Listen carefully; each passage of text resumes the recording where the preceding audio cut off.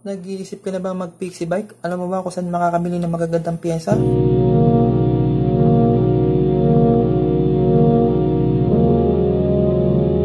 Alam niyo ba ang Tryon Marketing sa JP Rizal at ang PMX Cycle Center sa Arpapa, Manila? Kung hindi pa, yan ang ating pag-uusapan.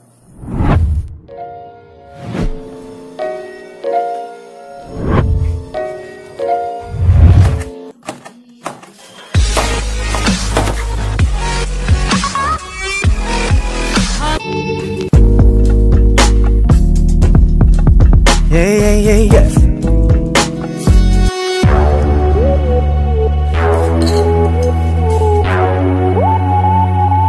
Lagay mo dali, oh. Times are late under the moon, and I thank God I'm breathing. Hi guys, nagbabalik Kuya Tolits. Kamusta po kayo? Welcome back sa YouTube channel ko. At sa mga bagong bisita lang, hi. Ang pag-uusapan po natin ngayon ay si Tryon Makati at si BMX Cycle Center na matatagpuan sa Arpapa, Caloocan. Sila pong dalawa yung mga matatagal ng bike shop at sila po ang nagtitinda ng mga fixed gear bike. Si Tryon Makati po, mabibili dyan si Nelly, 290, Dolan, Scream, at marami pang iba. Mamaya ipapakita ko po ang picture.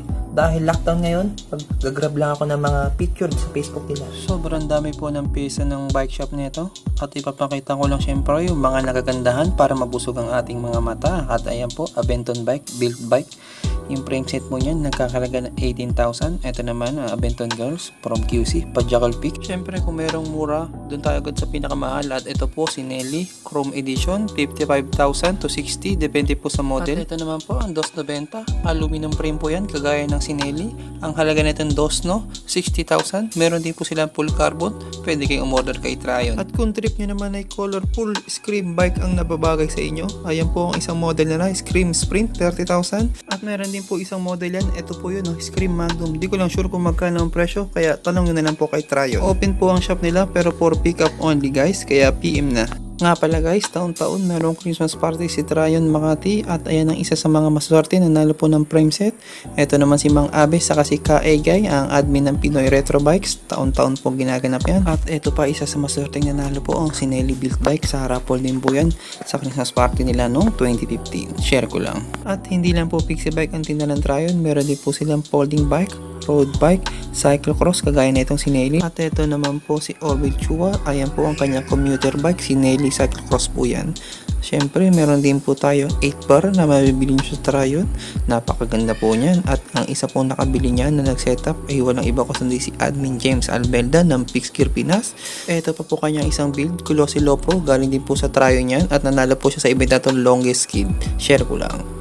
Nga pala guys, kapag kayo bibili ng Pixie, dapat sukat po sa inyo yung frame. Kagaya po nito ni Leo Dino, 5'8 po siya. Ang size ng bike niya, 53. Pwede rin po 54. Ito namang nasa kaliwa, 5'8 po siya. Ang size po ng frame niya, 53. Ito namang nasa kanan, 5'9 po siya. Ang size po ng Abenton niya, 54. Ito namang Dedakay na to, available din po to sa Tryon. Nakasabit, makikita nyo to. Size 56 po itong frame na to, so dapat po rito ay 5'11. Ito naman si Kuya Tristan Pamintuan ng Tarlac Pix, naka 290, size 54. Kaso height niya, 5'4. Kaya tingin nyo yung seat post, so onti lang nakaangat ang badoy. So dapat pag naka size 54 ka na frame, dapat ang height mo 5'8. Pero kapag 5'4 ka lang, dapat sa'yo 50 or 52. Pag sa road bike naman, dapat ang size mo size 50 lang, small. Ito nga pala yung 2018 Holy Week ride namin, Manila to Baguio with Kuya Tristan. At ito yung mga ibang nagip ng akin action cam. At ayan ang dapat yung pakaabangan. Wait nyo lang matapos tong lockdown. Kukuha yung file kay Kuya King Deres ng Santolan, Pasig. Nakorap kasi yung SD card na ginamit ko rito. Mabuti na lang may kopya ang Kuya King Deres at napaalala niya. Wait nyo lang yung edit ko mga bro. Okay guys, balik tayo sa topic natin. Ito naman po ang Break 17 na brand name. Triple triangle po ang design niya. Available din po yan kay Tryon at pwede rin kayo magpagawa niya kay Abe or kay Pusa, ang local frame builder sa Pinas. Okay guys, lipat naman tayo sa Dulan. Ito po ay size 50 at ang may-ari nito si Gerald Bitara. Binili niya po ito noong December sa Tryon. Ang height niya po 5'4", tapos kinuha niya size 50. At ito naman ang tropa, pumrekta sila mga nasa kaliwa. Naka-Colossi Rambler, Mabro Walo, size 50. Ang height niya 5'4". Nasa gitna, Robin Medina, size 58, 6-footer. Nasa kanan, si Carl Paroligan, size 50. Ang height niya 5'4". At eto naman, long Grove, naka-Abenton, size 52, height niya 5'10 or 5'11 ata to. So binawi na lang niya sa stem, sa seat post, nakita niyo naman napakataas. Tapos ang stem niya naka 130mm, o diba, guwapo. Okay, balik tayo kay Daniel ng Pajakol Pix. 5'9 po yan, malaking bulas na babae. At ang size ng Abenton niya, size 54 po mga kapatid. Naka Aerospoke, napakagwapo. Speaking of Aerospoke, lipat naman tayo sa components. At ito po, ipapakita ko sa inyo, H Plusan. Ito po isa sa mga matitibay na rim na ginagamit na pang Pixie. Marami pong klase yan. At ang mga ginagamit ng tropa, H Plusan Archetype. Ito pong nakikita nyo, 2.5 po isa yan. Meron pong pang cyclocross, yun po yung Hydra, 2.8 po yun. Meron namang pang classic, TV14. Box type po siya. At meron din naman tayong ibang kulay ng H Plusan Archetype. Ito po, gunmetal. At ang holes po nito, 2024. Meron din pong 32 at 36. Ang Hydra po, 24-28 ang holes po nun. At color black lang po ang available. Okay, lipat naman tayo sa kadena. At ito ang pinakamatibay. Izumi B, 2.5 po yan, no? Gold plated. Ayan po ang kadalasang ginagamit ng mga Pixie Rider, lalo na po yung mga kumakarera. At ayan po ang tsura niya pag nakalagay na sa Pixie bike. Gold plated po, oh, napakatibay niya, NJS approved po. At ayan po ang mga iba't ibang kulay nila. May gold, may silver, mayroong black. Siyempre, pag meron ka na matibay na kadena kagaya ng Izumi B, dapat papartner mo rin yan na matibay na cogs gaya niya, no? Euro Asia, napakatibay po na itong cogs na to. Nakita niya naman, itsura pa lang, oh. Mamahalin na, at nahawakan ko to last year. Nasa 4,000 ata to or 5,000. Pero meron din po silang ordinary cogs, 150 yata or 200 po yun. Saka meron din isang brand, nakalimutan ko, Bike Dome po ata, pagpa 500 po. Okay, lipat naman tayo sa hub guys. Meron tayong ditong Dura Ace, meron tayong Grand Compe, merong Suzuki, pero kadalasan ginagamit ng mga Pixie Boy na binibili sa Tryon ay Novatec. At eto naman, Pilwood, medyo mamahalin po din to. Eto naman ang Dura Ace, 13,000. Ayan ang itsura niya. Japanese po yan, Shimano brand. Ball type, eto naman, Pilwood. Naka-female po siya, naka-Allen ball po siya. 18,000 po ata to. At meron naman tayong NGS na nito. Ito po yung stem na pang standard po, classic. At syempre, napakahalaga nito, Yulak, Palmy. Nasa Tryon nyo lang mabibili, 950 po. Napakagaan lang po nito guys, kasi po ito'y made of aluminum. At ayan po, meron 3 susi. Gamit na gamit to. Kung kayo po ay bike to work, bili kayo ng dalawa para halap likod, makalaking gulong nyo. At ito guys, chain tensioner, napakahalaga nito para madali i-align ng kadena nyo. Nakita ko rin sa Facebook page ng Tryon. Chat nyo lang sila kung available po ito. NGS pa yan, no? At lipat naman tayo sa crankset guys. Itong nakikita nyo, Mickey Pistard. Latest model po ng Mickey yan. 13 or 15,000 po ata. Check nyo na lang kay Tryon kung magkano ang original price. Ito naman ang kasunod. Naka Sugino 75. Tapos Sigunisen na chainring. At ito kadalasang gamit ng mga Pixie Boy, Omnium outboard po. Siyempre, ito pinakamahal, Rotor 3D, 30,000 po yan. Available din yan sa Tryon. At kung gusto nyo magpalit ng chainring, gusto nyo ng maporma, ito ang kailangan nyo, Alter chainring, 5,000 po at ang presyo nito. At kung walang butas ang frame nyo, kagaya ng Sinelli, kung nakadulan kayo, kung naka-scream, kailangan nyo na ito, Battle Cage Adapter. Sa Tryon nyo lang din po mabibili yan, Topic ang brand.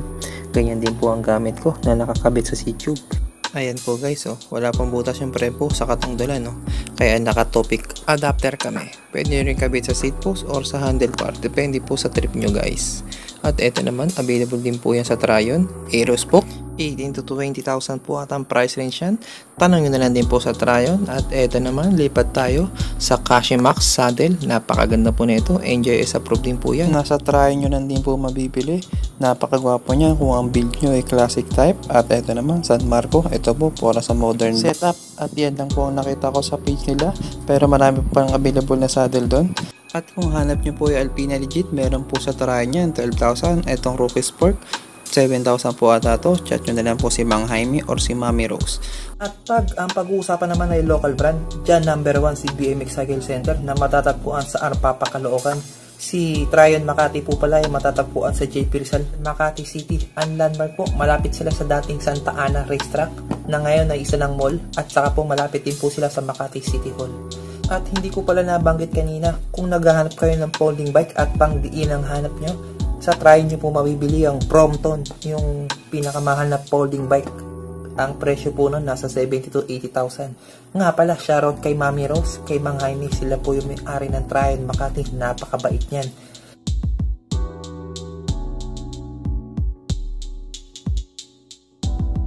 At syempre, shoutout din nga pala sa anak ni Mami Rose, si Orville Chua. Nakakalaro ko pa dati ng Alicatrice yan.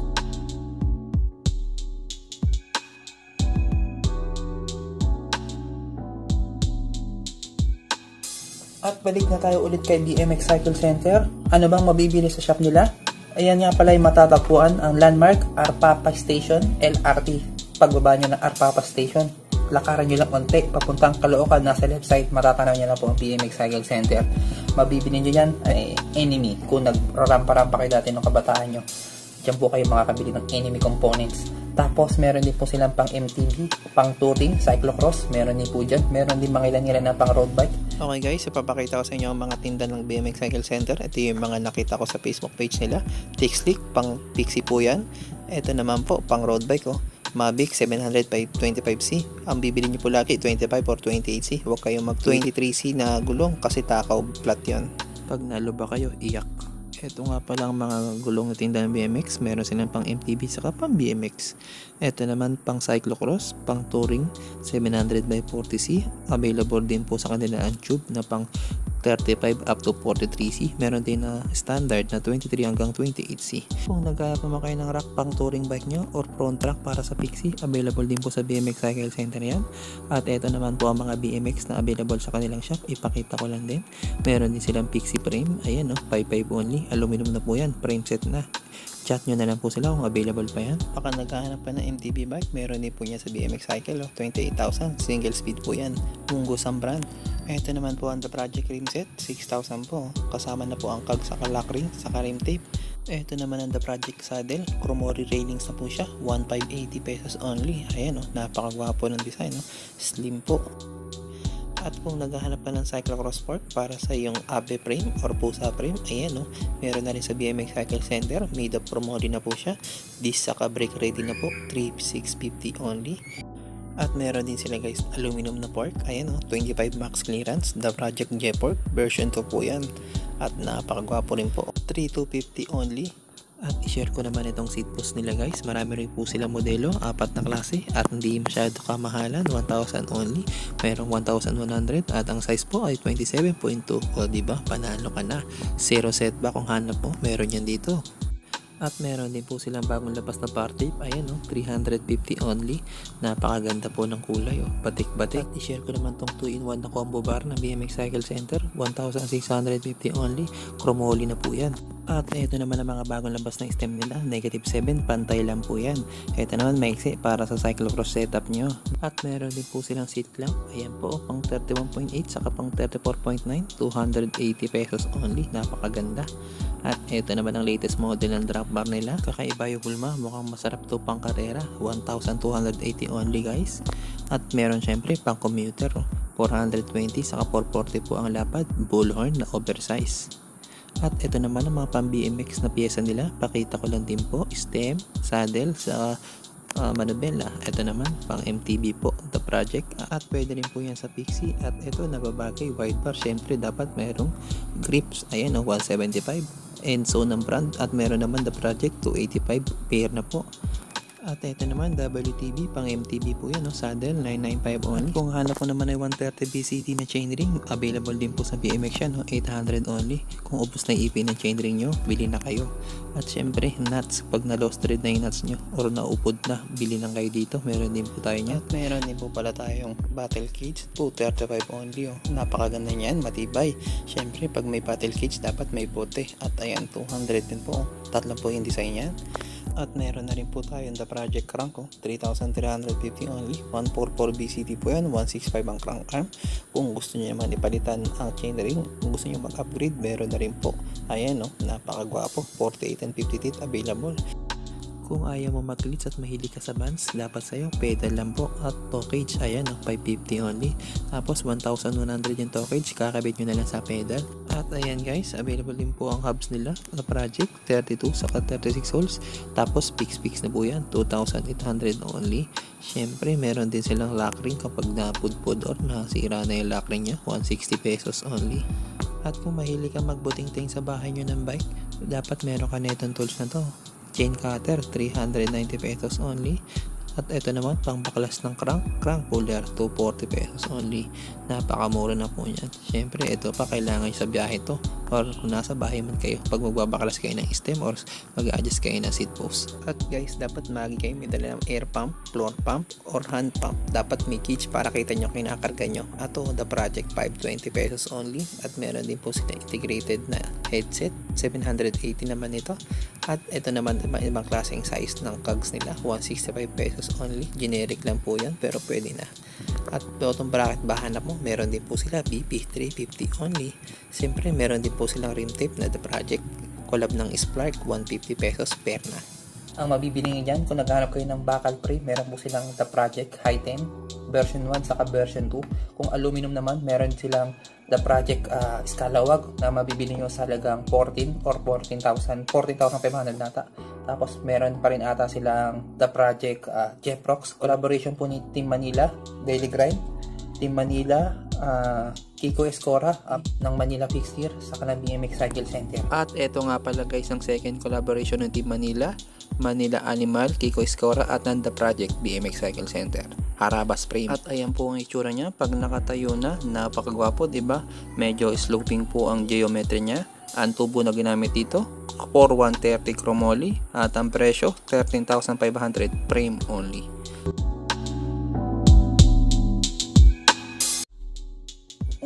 Oh guys, nagbabalik Kuya Tolits at katatapos ko lang ulit kumain. Kamusta ang panonood? Nag-enjoy ba kayo? Kung oo, maraming salamat. At kung hindi pa kayo nakasubscribe, click nyo lang po yung subscribe button sa baba at click nyo yung maliit na bell para patuloy na mapanood ang aking mga video. Kita po tayo ulit sa susunod na upload ko. Bye bye!